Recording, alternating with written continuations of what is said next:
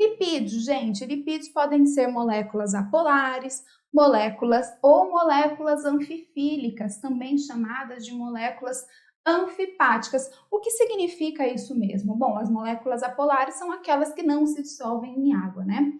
Já as moléculas anfifílicas ou anfipáticas são aquelas que apresentam uma porção polar e uma porção apolar. Então, elas têm certa afinidade com a água, assim como tem afinidade com compostos apolares.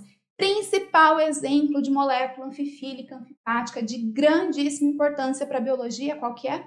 São os fosfolipídios. Os fosfolipídios que tem essa carinha aqui, ó, uma cabeça polar com duas caudas apolares, né? Essa estrutura aqui dos fosfolipídios permitem a formação das bicamadas lipídicas, que formam o quê? As nossas membranas, as membranas plasmáticas e membranas internas da célula também, a membrana do retículo, a membrana do núcleo, a membrana da mitocôndria, tá bom?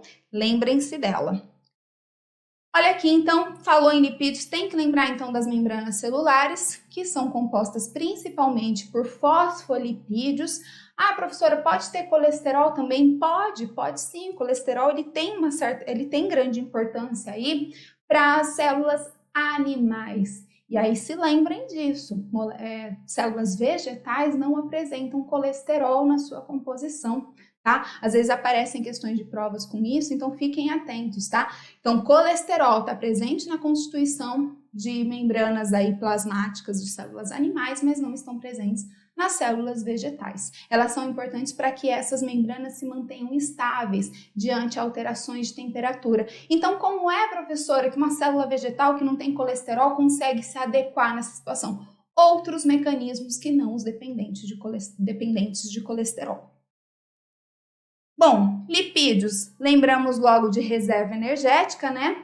Quais são os principais lipídios que fazem aí a reserva energética? São os glicerídeos, também chamado de triglicerídeos ou triacilglicerídeos. Bom, falou reserva energética do nosso corpo, lipídio, a gente lembra logo de tecido adiposo. O tecido adiposo, que é formado por células adiposas, tem aquelas células aí que são as uniloculares, que tem aquela gotícula lipídica grande, quase ocupando todo o citoplasma do adipócito. E que tem lá dentro de gordura? Glicídios, tá? Reserva energética das células.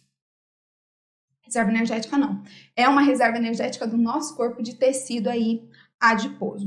E além disso, existem aqueles lipídios que fazem aí, que participam da formação de hormônios como os esteroides sexuais. O colesterol, por exemplo, o colesterol, gente, ele é precursor de diversos hormônios, progesterona, testosterona, estradiol, tá? Então participam dessa constituição.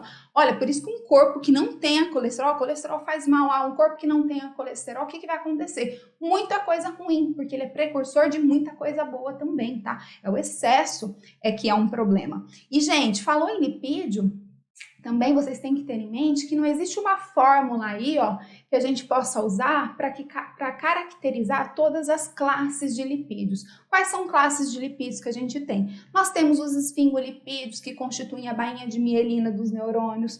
Nós temos as ceras, que formam ali aquela cutícula, por exemplo, por cima de folhas, que as tornam impermeabilizantes. Nós temos os esteroides, tá bom? Temos os fosfolipídios, temos os glicerídeos, então várias classes, só que todos eles podem apresentar uma constituição distinta, então não tem uma fórmula mágica para eles,